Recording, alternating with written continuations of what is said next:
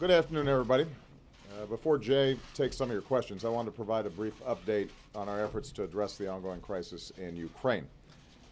Since the Russian intervention, we've been mobilizing the international community to condemn this violation of international law and to support the people and government of Ukraine.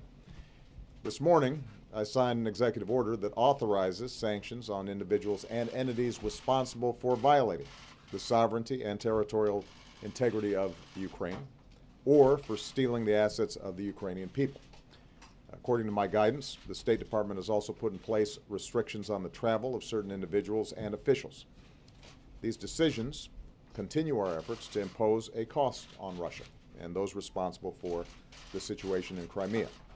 And they also give us the flexibility to adjust our response going forward based on Russia's actions.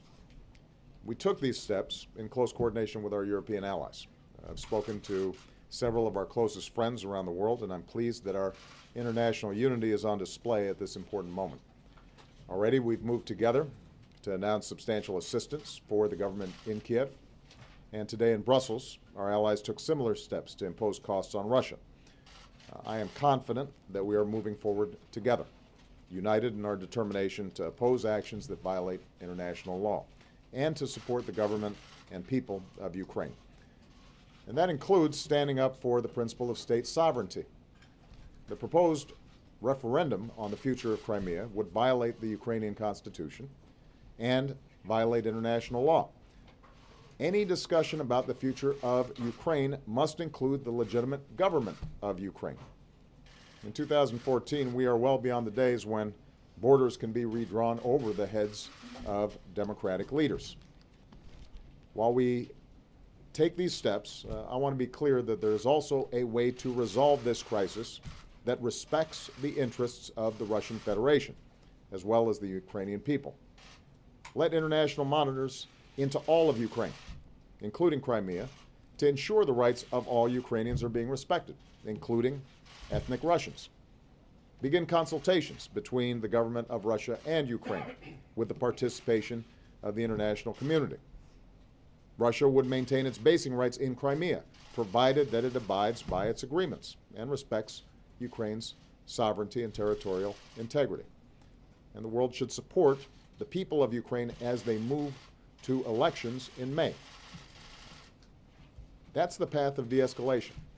And Secretary Kerry is engaged in discussions with all of the relevant parties, including Russia and Ukraine, to pursue that path.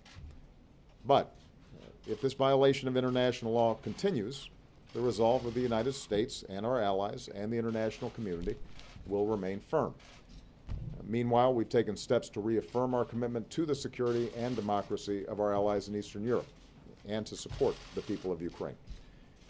One last point. There's been a lot of talk in Congress about these issues. Today, once again, I'm calling on Congress to follow up on these words with action, specifically to support the IMF's capacity to lend resources to Ukraine and to provide American assistance for the Ukrainian government so that they can weather this storm and stabilize their economy, make needed reforms, deliver for their people, all of which will provide a smoother pathway for the elections that have already been scheduled in May.